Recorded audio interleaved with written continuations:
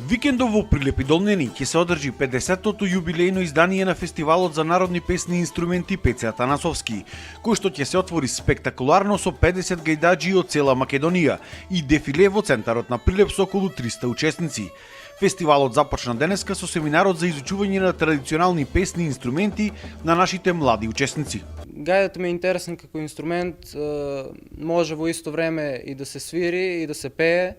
Чест ни е на сите што учествуваме на овој семинар за проучувањето на народното пеење, народните инструменти и јас имам голема љубов кон тоа и затоа дојдов да го научам народното пеење.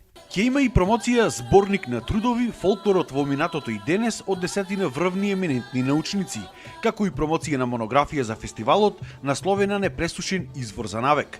Фестивалот за овие 50 години постоење ја исполни својата цел и мисија. Имаме едно спектакуларно отварање на фестивалот со 50 на гајдаџи од цела Македонија, кои што ќе го отворат фестивалот во Прилеп со познатото авизо "Отидов село Долнени".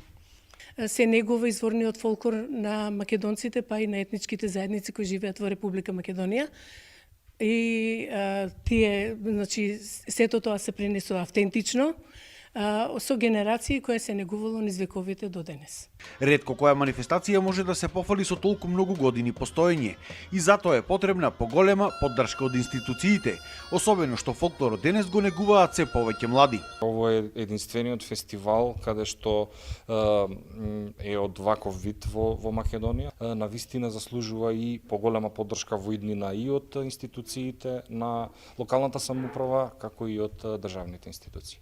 Сметам дека може би треба за некој процент да е поголем интересот, меѓутоа сепак уметник се раја, не можеш да го направиш, така да можам да кажам дека тоа се бранови, има години кога има повеќе млади кои некои сами отпочнуваат да учат на народни инструменти, некои почнуваат во училиштата, во основните, во средните музички училишта, некои на факултетите. Фестивалот се затвора во сабота на Рудина во Долнени.